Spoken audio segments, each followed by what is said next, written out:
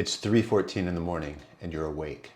Not because of a noise or the dog, your kids or your bladder, though you'll go to the bathroom anyway because it gives the whole thing a reason.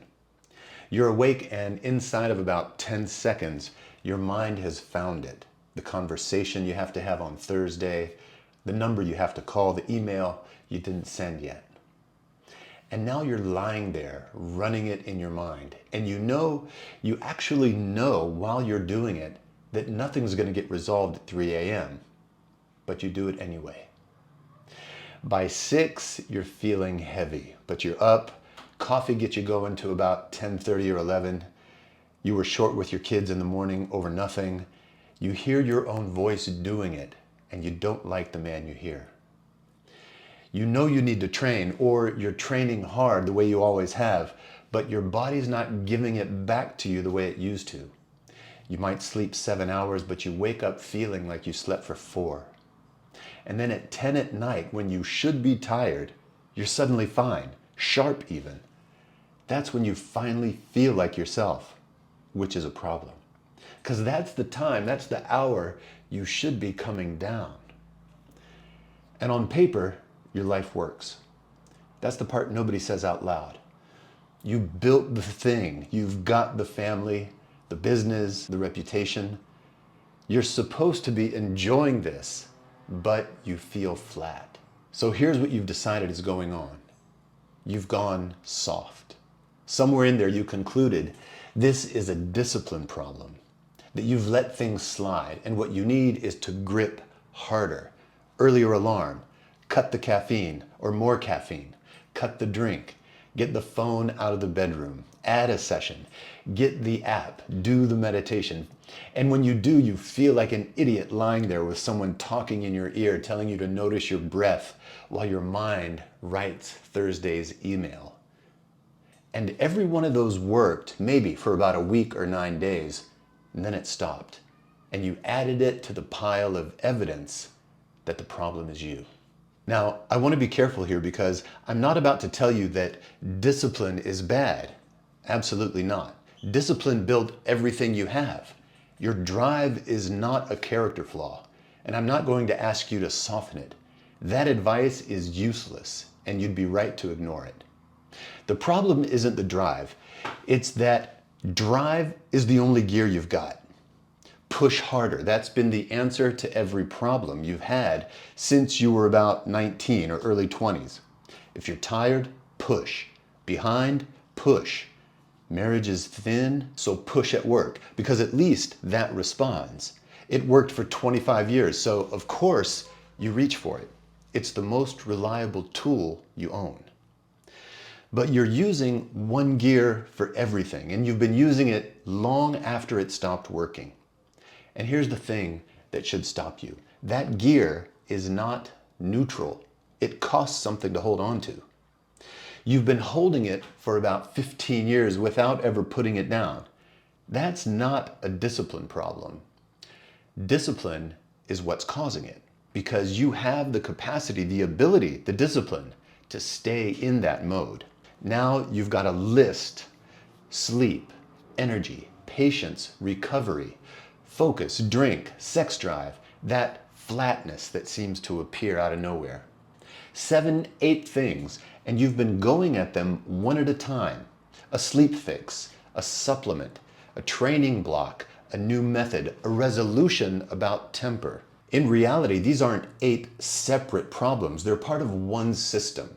And every one of those is the same system reporting from a different room. Your body has one setting for something is coming, to protect and defend, to take action, and another setting for it's safe, I can relax. Now, that's a simplification, and I'll earn it back later in this channel, but for now, it's close enough to be useful for today. And every single thing on that list is what the first setting looks like when it's been left on for years. Take the waking up at 3 in the morning, because that's one thing that most men relate to and what brings most men here. There's a hormone called cortisol. In plain English, that's the chemical that raises you. It's supposed to run on a curve, high when you wake up so you can get up and go, and taper down throughout the day so you can put yourself into relax and sleep well at night. But in a man who's been on high alert for years, that curve doesn't just go up, it goes sideways. It flattens out and it shifts. So you can be low in the morning, which is why you need 2, 3, 4, 5 coffees just to become a regular person. And you're climbing in the evening, which is your 10 o'clock second wind. And then you get a rise in the early morning hours that wake you up and keep you alert at 3 a.m. with nothing to be alert about. So your mind, doing its job, goes and finds something. Thursday's conversation, phone call, email. You didn't wake up because you were worrying. You woke up and then worried. That order matters. It means it isn't a thinking problem, and it means you can't outthink it at 3 a.m. You already know that. This is why you lay there feeling like you were failing at something. Let's stay in the same system, but the next room, patience. Being braced narrows you. It's supposed to. You're prepared for fight or flight. If something's coming, you don't want a wide, tolerant, curious view of the world. You want a fast, clear, and concise one. But if you're stuck in that mode and a kid spills a drink or asks the same question for the third or fourth time, or your wife's tone, those don't read as small when you're in that state of narrow and braced. They read as one more thing you have to respond to quickly. You're not becoming an angry man. You're simply running in a narrow focus all day for years. Next room, recovery. So your body can't be braced and rebuild itself at the same time. It has to pick. So you can train exactly like you used to at 30, 35, 38 and get way less back. And then you can conclude, well, it's just my age. When a good part of it is really that when you're stuck in that braced state, you can't really build muscle in the same way, because building muscle isn't the priority when you're in that state. When you train, if your mind is elsewhere and not in your body, working with your body, it's working against it. Let's go to the next room, flatness.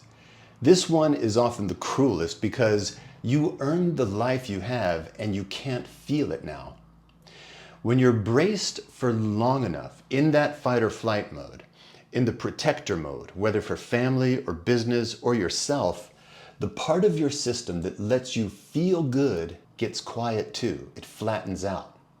Bracing isn't selective. It doesn't dial down the bad and leave the good. So look, 8 problems, 1 system, 1 gear for 15 years. That's the whole diagnosis, and I'll tell you why that's the best news you'll get this week. 8 problems is a life sentence, too complicated. 1 system is a thing you can work on. Let me tell you why I'm confident about that, and then I'll show you what actually moves it. I've spent 30 plus years looking at how sound changes the human nervous system. Research and practice in universities, hospitals, to villages with no electricity in over 50 countries, all told. But before all that work, I'm a musician first. And what I did not expect over that time is how little the picture changes with a passport moving around the world. Take 2 very different places. Say a man of 50 in Tajikistan and a man of 50 in Ohio in the US. They have almost nothing in common on paper. Yet, there's that face. They're capable, respected, carrying people, responsible. But somewhere in the last decade of life, their engines started running hot but never came back down. They'll each tell you they're fine, but his wife knows, if she's aware, and his body definitely knows. I'm 56 and I've got more strength and clarity now than I had at 35. And I'm not telling you that to impress you. I'm telling you that because I got here by stopping something, not really by adding something. Here's one key observation that changed how I work. Every culture that I've lived in that had a way of getting men out of that state, and most of them did, almost none of them did it with instructions. Nobody talked anyone down out of that braced state. There was a drum, there was music, there was singing and movement. There was a low, sustained sound in a room and 40 men in it, and an hour later, they were different men. That's not folklore, that's human technology from long-standing cultural traditions and cutting-edge science. And this brings me to the part that gets you out. Remember I said the meditation app didn't get you out of it? Let me tell you why. It's not because you're bad at it. The part of you that decides whether you're safe, relaxed, doesn't listen to arguments. It doesn't read, it won't take instruction. And especially won't take instruction from the voice in your head that's been driving you for 25 years, because that voice is already in that gear. You're asking the thing that's kept you braced to take you out of it, using the same tone it used to get you braced in the first place. So you lie there and nothing happens, and you conclude, well, you simply can't do it. But you can. You're just going through the wrong door. That part of you doesn't take language as its key mover. It takes evidence from the body. Slow breath, steady rhythm. Vibration, low frequency. Those aren't ideas, they're facts, and it responds to facts. This is why sound works. Sound is the fastest way that I know to hand your body that evidence without going through your thinking mind at all. There's a word at the core of it. It's entrainment. In plain English, that means when your internal rhythms synchronize with themselves and with an outside rhythm. You've felt it before. It's why you walk in step with someone without deciding to. Why a room full of people start to clap and then clap in synchrony. It's why a slow song brings you down, relaxes you before you've even registered what's playing. Your breath and heart rate do the same thing. Give the body a steady rhythm and a little slower than where it's sitting now, and it starts to go there. It doesn't ask permission, and it doesn't need you to think about it or believe in it. That's the whole reason this is my mechanism and why it works. Instead of a talking cure or fix, you don't have to try and relax. You don't have to be good at it. You don't have to think or believe in it. You just have to be in the room. Now there's more to it, the specific frequencies, why low works better than high, why a breath instrument does something that a speaker and words alone can't. That's what this channel is for, and I'll take it apart properly over the next few weeks, but I want to be straight with you about something, because it's the whole reason I do it this way. You simply cannot get this from talking. Not in this episode, not in any episode, not from anyone. It's not about talking. Everything I've said to you for the last 11 minutes has gone through the door that doesn't control the thing. The reading, thinking, arguing door, being in that braced state. Now this is very useful because you needed the diagnosis or perspective, and now you have it. That these 8 different things are really part of one system, and the 3 a.m. thing will never look the same to you again. Understanding is important, but get this. Understanding why you're in that braced state has never once in 30 years actually unbraced a man. You have to give the body evidence, and that's not something you watch or think about. It's something you experience. It's something that you're in. So here's the smallest real thing you can do today. I've made a 3-minute audio piece. It's called the Calm and Clarity Reset. It's free. There's a link below this video, and it's the mechanism I've just spent about 10 minutes describing to you. Not explaining, but giving you what it's like. 3 minutes. Now, 3 minutes probably sounds too small to matter. A man in your position hears 3 minutes often and assumes it's a sample and that the real thing is behind it. It isn't. 3 minutes is the length on purpose for 2 reasons. 1, your nervous system responds to how often, not how long something is. 3 minutes today and tomorrow and 3 minutes the day after does far more than 40 minutes in one session on a Sunday. That's not a compromise for busy men. That's how the system actually works. 2, 3 minutes is short enough that you'll actually do it. Everything you've tried and dropped in the last 5 years, you didn't drop it because it didn't work necessarily. You dropped it because it needed 20 minutes in a quiet room and a version of your life you simply didn't have.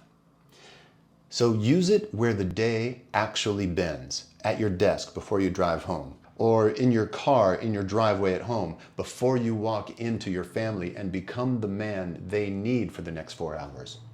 Or at 3 a.m. when you wake up and you're running Thursday's roll in your mind. That's what this is built for. Use headphones if you've got them, both feet on the floor, and don't try to relax. Trying is that braced gear. Just be in the room and let the sound do the work. That's it. That's the ask. Next week, I'll show you the 4 signs your body has been running hot for years, and the one that men always miss, because it doesn't look like stress. It looks like a personality trait. Stop forcing. Start tuning. I'll see you next week.